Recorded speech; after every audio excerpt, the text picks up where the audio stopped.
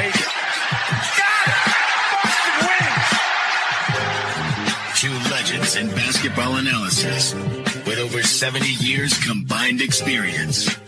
This is the Bob Ryan and Jeff Goodman podcast. You're listening to the Bob Ryan, Jeff Goodman, Tag Way Along for the Ride podcast, a member of the CLNS Media Network.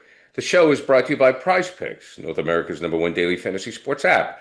Download today and use code CLNS to get $50 when you play 5. Prizepicks. Run your game. Gentlemen, how are we doing? Doing all right. All right. Good. So, look, leave it. Good. I still want to ask Bob this before we get going here. Yeah. When are we getting Jackie McMullen on? Like, we need to do the podcast of kind of the good old days and story time. Like we did with Shauna. I did one with Shaughnessy. So we want to bring it. I don't know Shaughnessy like that, but I know Jackie. Like, I want to be a part of it. I want to just listen. So, Bob, we got to book that one. We got to get Jackie at some point and get that going. Fine. Okay. We can do that. I'll also send her a text and I'll put Bob on the chain. Perfect. All right. So we will look to Jackie McMullen. There you go. All right. So the big news, I guess, is the Lakers have a new face, Bob. According to Mr. Windhorst and Mitch Shelburne down there at the Worldwide Leader, Doncic seems to be the new face of the Lakers and not the great LeBron. They are stroking him 100%. They are implicitly telling him, you're now our guy. The other guy, the GOAT, supposedly, he's 40. He's going to be 41 on December 30th. And you are definitely our new guy, the guy. This is a whole phenomenon I'm not comfortable with. All right, fine. The idea, this is of the face of the franchise, quote unquote. This is a talk show phenomenon that I'm not comfortable with. But I understand the concept of building your franchise around a person strategically. I'm not worried about interviews and stuff. I'm talking about on the court. And the issue here is that they have, they being the Lakers, they are basically wooing and stroking Doncic with dinners and stuff to tell him you're our guy. And the idea here, LeBron's still the guy. He's still around, and he's going to get 52+ million this year. And the issue is, he's still not committing. We don't know if this is his last year or not. And so he's signing in to make his 52 million. But it's the idea, it's a very fascinating thing. We've never been at this juncture before with this kind of money at stake and this kind of stature of a person at stake with an impending successor. Doncic is the successor to LeBron as the Laker guy. But apparently they are definitely stroking him to be the guy, and LeBron has to adjust. It's an interesting dynamic, that's all. And the question is, are we talking about the final year of LeBron? He's dropped hints, but it's not definite. He's got an option for 52 million. Is that right, Jeff? And it's just interesting. The Lakers are in a unique position in the history of the NBA. All right. You know what I find far more interesting, guys? Tell me. That Luka is on the cover of Men's Health, and he looks lean. Oh.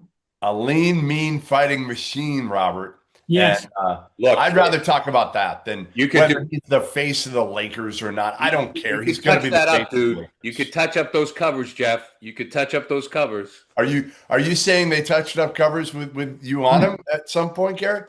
Pictures? There you go. Oh, my headshot. I know you can. I understand you can. And he was. Have we heard about this, though? Have we heard about him losing weight? Well, you can do that. Think about it. When did their season end? How many months ago? It's been, 3-4 months since we last saw Luka, right, for the most part, right? So, a guy like that, if he puts his mind to it and he eats well, right, and he works out every day, a couple times a day, you could easily lose 15, 20 pounds and look completely different. And again, I wonder how much LeBron had to do with this. I wonder how much just Luka hearing everybody, including obviously the people within the Mavs organization, hammering him for his, poor work habits, as they are relative to his body and his conditioning. I wonder how much that motivated him. But I will say this: if Luka is in great shape this year and LeBron stays healthy, and they find a way to get DeAndre Ayton his head on straight, who knows? Maybe they could make a little bit of a push and make it interesting. This is a vindication of Nico Harrison. Yeah. He is admitting publicly, without saying so, that, you know what, Nico was right. I was not in the best possible shape. No question. And we know he wasn't. And now, yeah, this is interesting. And we wondered, remember when he arrived in LA, we wondered what influence in any way, however, wherever, Right. LeBron would have on him. And LeBron being viable at 40 and spending an estimated, he has personally not confirmed this number. Rich Paul, his guy, has. He spends $1 million a year on body maintenance with all kinds of exotic things.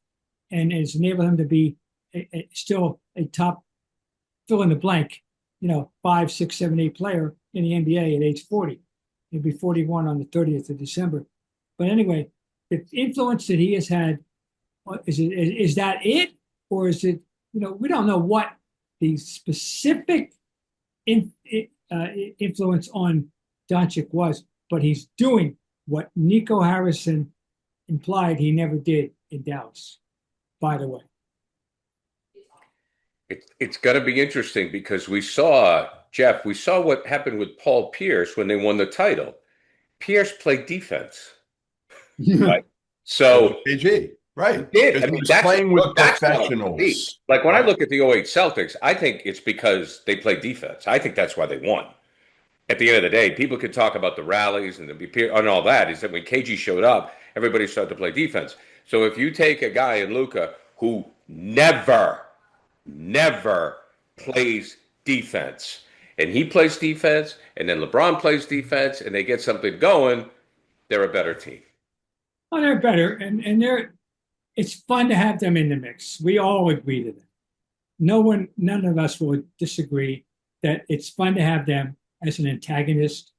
We in Boston, they're the official enemy going back 6 decades, and that's fine. And it's good for the NBA to have the Lakers viable. Very important. Very important for the Lakers and the Celtics, and I still say the Knicks to be viable. So this is good. But it's very interesting that Doncic is, quietly, without saying anything, vindicating Nico Harrison's premise that he wasn't in good shape. Jeff, have you heard anything about JJ Redick, good or bad? I mean, I think the biggest thing with JJ is he's super smart. Like, there's no question. I was around him a little bit at Duke and spent some time with him in Philly a little bit. Know people that are close to him. There's certainly borderline arrogance there, but he is super smart, and I think that's one of the things. If you're looking at LeBron James and Luka, and the biggest thing is, do they respect the guy that's the coach, right? And one of the things with JJ is he's going to put in the time, he's going to put in the work, and he's young enough that I think there can be a level of communication too with those guys.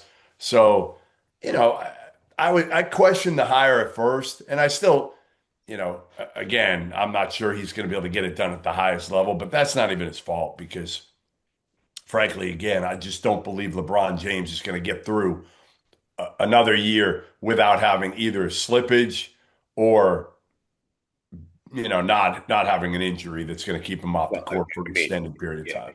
Right. There has to be a lot of maintenance. But I just remember the talk about him becoming the coach, and I just haven't heard a lot of good or bad, either way. It wasn't like there were no stories, there were no broken chalkboards. There were no players complaining about the coach. There was nobody. There was nothing there. So, let's face it, Jeff. No news is good news. Yes. Yeah, no doubt. And again, I think there was already a relationship between LeBron and JJ. So I think that certainly helped. And as long as you have LeBron's respect, everybody else in the locker room is going to fall in line. I think it's a fascinating discussion that they're having in LA. LeBron getting 52 mil to impose his option this year. And just think about this. As everybody told us years ago, to be a guy that we were discussing what his immediate future is beyond the age of 40. And because who was that good? Didn't we do that with Tom Brady? But didn't we do that with Tom Brady in the NFL? We did. I'm saying basketball. No, you're right. Tom Brady was a very good example. And but in basketball, wow, this is very rare. Well, I think that, and Jeff, I'm glad you brought up the Brady thing. Bob, you said it. He spends $1 million on his body and physical fitness. So that's the key. Look, when you were covering, Cowens and Hondo and the rest of the guys, or even, Tommy, when he was playing, they were sneaking cigarettes. Bird was sneaking cigarettes at halftime with Stoico. You know what I mean? So it's a different ball game now. So my God, if he makes $52 million, he spends $1 million on diet. And Brady was maniacal. Maniacal with his diet and his flexibility and the way he took care of himself. Look, if you take, I think Chris Paul is similar to LeBron. Excellent point. And he's still playing at 40, right? Right. It shows you now. Again, not everybody's going to be like that. Some guys just don't have the body frame. Some guys can be a fluke injury, but obviously, LeBron and Chris Paul have done something right in their professionalism from a very, very young age in terms of, how they prepare for the game. Bob, John Havlicek could have played till he was 45. Well, John retired at 38. Right. And it was 1978. And his last year was 77, 78. And he had a good year. He had 16. And he did not quit because he couldn't play. He quit because he wasn't happy with the whole total circumstance of the Celtics. Right. And he told me, and I'm sure among others, when he saw Larry, he wished he had hung on. Yeah. He would have loved to have played with Larry. And he didn't quit because he couldn't play at all. He wasn't playing at the all-star level, but he was still a viable player. Anyway, yeah, that was 1978. My God, ancient times and all that. But this LeBron thing is fascinating, and the idea that he could be apparently, am I right, Jeff? The way he exercised an option without anything else, he could be a free agent at the end of 25, 26. Yeah. If anybody still cares. Well, it would be interesting because then you're at the point where you say to yourself, all right, maybe I already played with my son. Now, his other son is a freshman in Arizona, Bryce. I don't think he's going to play a whole lot this year.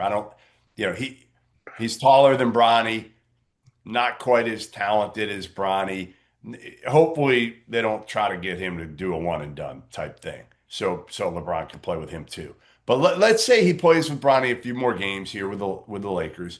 And then LeBron says, you know what?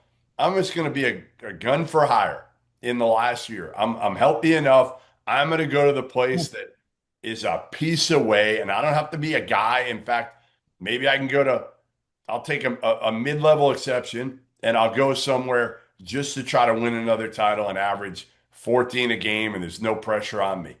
He could maybe do that at 41. Oh, he could easily.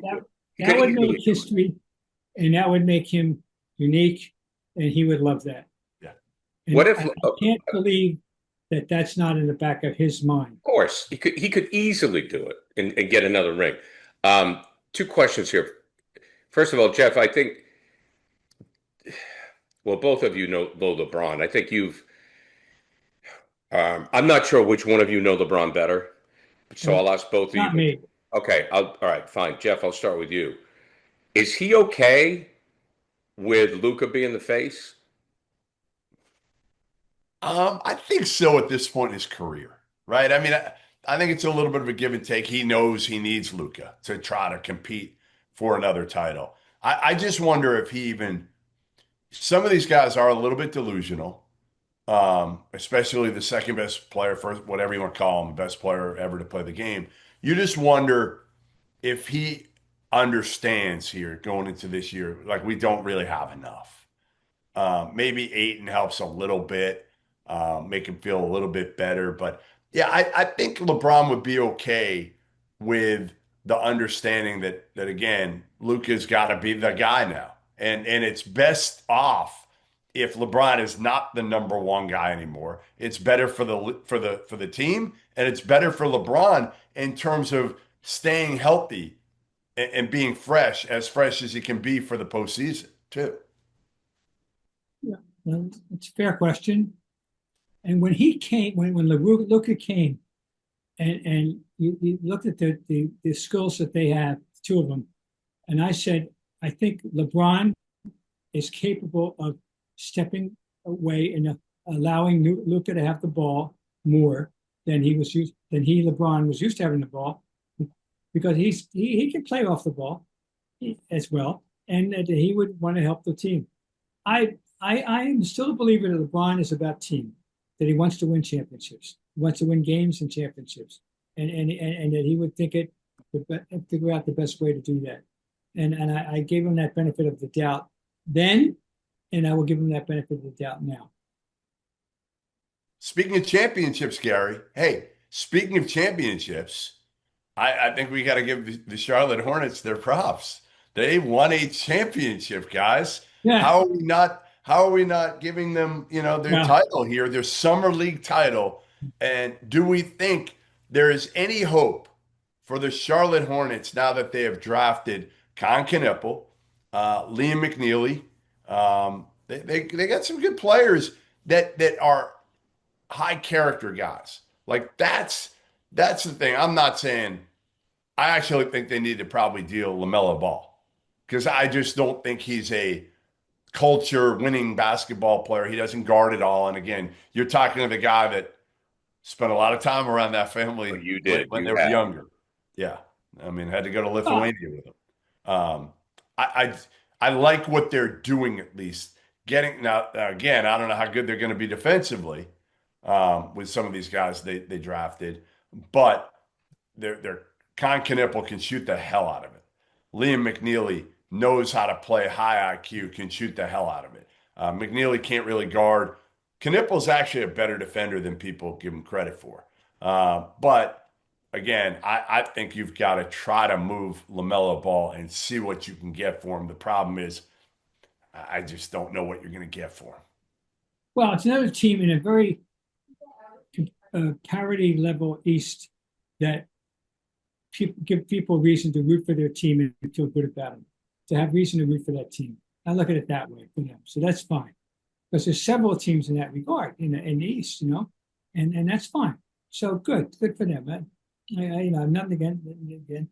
And I'm continually impressed with how really good Knueppel is. And really good. And when he went number 4, I must say I raised an eyebrow.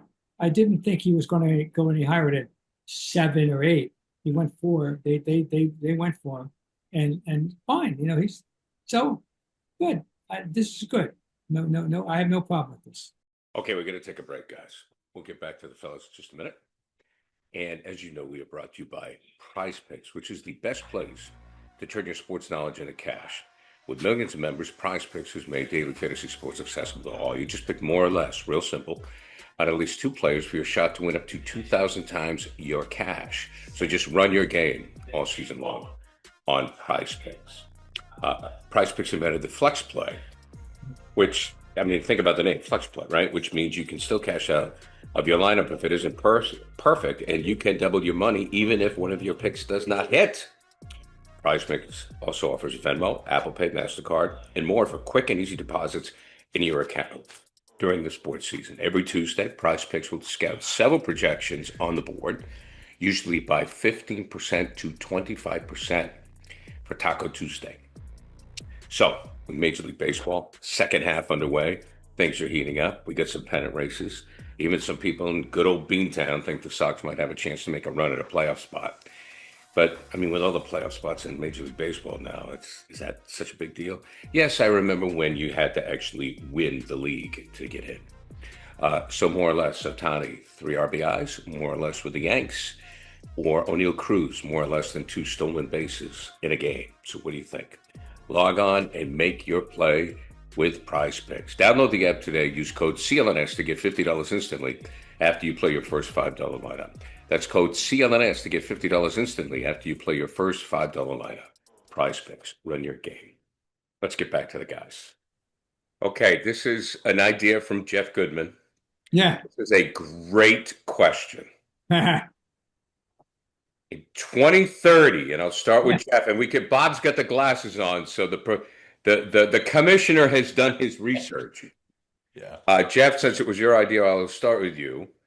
In 2030, who is the best player in the NBA? Victor Wembanyama. Yeah, that's what not Bronny. It's not going to be Bronny. It will not be Bronny. I mean Wemby, right? That's what I mean. I think it'll be Wemby. Obvious choice.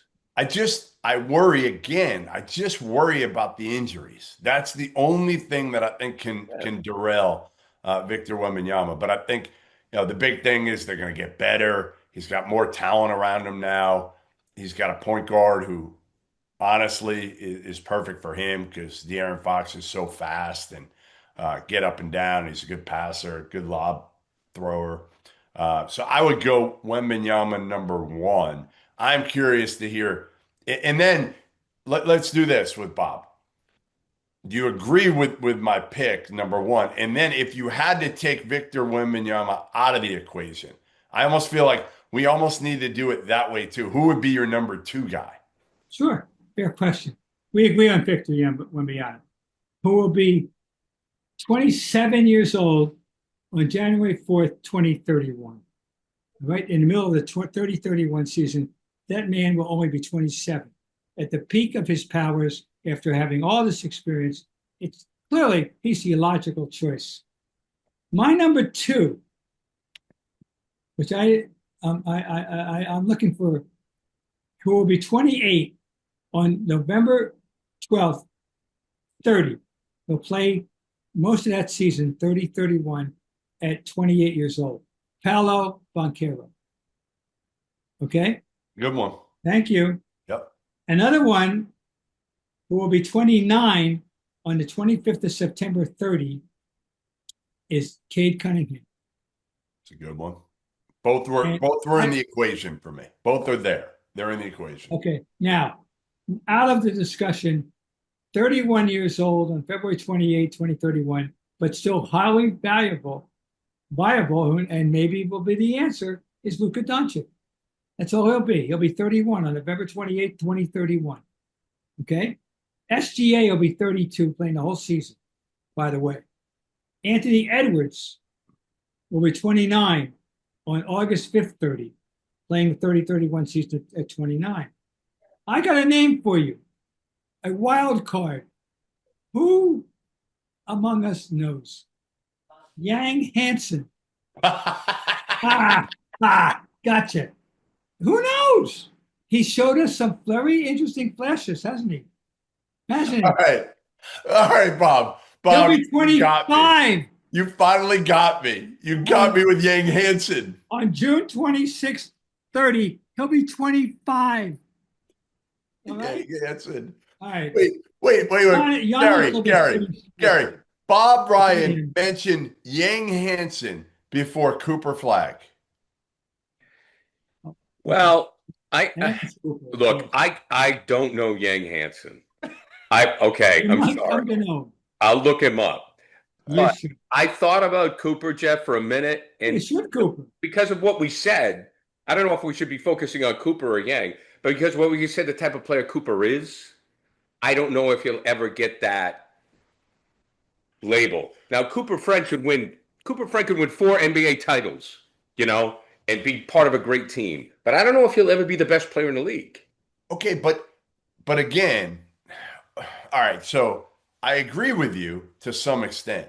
Okay. Except that he shot the hell out of the ball last year. And that was his kryptonite was his perimeter shot, and he shot the hell out of it. He's a better defender than Larry Bird was. Wait a minute. I just said Yang Hansen deported. I Googled. That's the first thing that comes up. Sorry. Go ahead. Cooper Flag is a very good rebounder, like Larry Bird. A very good passer, not as good as Bird. Right. Better defender, better athlete at the same stage than Larry. Not as good a shooter. I'm just trying to make the comparison here that he is an exceptionally well-rounded player like Larry Bird, who has maybe a higher upside athletically. Not maybe. He does have a much higher upside athletically. You could be right. I mean, I thought Wemby, then I thought Cooper. I thought those two guys, and you could be right. I just was and this probably isn't fair. I think what took Cooper out of the mix for me wasn't necessarily what I thought his limitations were, is that sometimes when somebody does so many things well, they don't get credit for doing one thing great. Yeah. Right? You know, I don't know. So maybe hey, listen, I hope being a fellow Pine Tree Stater, and we've adopted Robert Ryan. Ryan has been brought into the family as a Pine Tree Stater. Great state of Maine. I hope he is. But that was my thought. I don't know. What do you think about Cooper, Bob? What we're going to find out in time, and is that Larry Bird had a certain rise to the occasion moment, right, and a panache that repeated itself, and it's not quantifiable. If he had certain je ne sais quoi that very few have ever had, and Cooper is technically, as our friend Mr. Goodman has identified countless times, touches all the technical bases. Right. He touches all the technical bases: shooting, passing, rebounding, defending, everything. But the one thing that Larry had was this rise to the moment thing. There was something about Larry that to put all that stuff together, and then he added that extra layer. And we'll see if Cooper can do that. And it's no disgrace if he can't. Larry was special. Yeah, I'm not saying he's going to be Larry Bird. He can't be held to that standard. You know, and sorry, there were certain guys. Michael was special. He had a certain panache. You can't hold him to that. Larry had that. Magic had his. LeBron, that's the argument. Does he really have that final quality that they had to go with his incredible technical skill? But, you know, that's an argument. That's fine. That's why we have sports bars. But so we'll see. But Cooper's going to be in there. But I think it's reasonable to assume that the answer will be Wembanyama if he doesn't get hurt. There you go. But Bob also, Bob's also got Yang Hansen in there, just so we know. Yang Hansen is in the mix. He teased us. Oh boy, I can't wait to see more. I'm dying. Yang Hansen is now going to be Bob Ryan's favorite player. I can't wait to see more. Well, I mean, Marcus Smart went to the Lakers, so Bob can't root for Marcus anymore. So now it's going to be Yang Hansen. I'm going to give you one more name. One more name before I let you change the topic here. There's a freshman going to the University of Kansas this year named Darren Peterson. Okay. He is a 6'5", rangy combo guard who can play the point. He can score it. He can get to the basket. He's tough as shit. He's got a mid-range game. He shoots it from three. He makes people better. He can guard some. I'm just saying, keep your eyes on him. All right, I will. I'm saying if there's a guy now remember I told you how bad the high school, the senior high school class you did. is not good. But the freshman college class is loaded at the top with Cameron Boozer, with Darren Peterson, with AJ DeBonsa, with Nate Ahmed. Those four. If you're asking me one guy that I think in 5 years, it's Darren Peterson. All right. Write it down. I got it. All right. Darren or Yang. Okay, to wrap it up. I think we did talk about this before. I don't know if the three of us were together, but any more comments? Bob, I'll start with you regarding Lillard. Back to Portland. I think nice for him in a comfort zone level, but I question how important it is to them. Where are they going? I think Lillard would have been better served to find a home as an extra exclamation point piece to a contending team that could use another piece of the puzzle. I don't see Portland anywhere involved in any championship discussion at all. No, it stinks. It stinks because Lillard has been, kind of an afterthought in terms of, on teams that could compete for titles his whole career. And this is a kid that I remember, by the way, I've never seen a shooting display at the NBA Combine like Damian Lillard coming out of Weber State. Never, ever, ever. I mean, it was that ridiculous. He was that good. And this is a guy that I would love to see again in his mid to late 30s now, when he comes back from this injury, be a piece. Right. Just like we talked about with LeBron just now, right? Be a piece, be a third or fourth option on a team that has a chance to hang a banner to end your career. But again, loves Portland.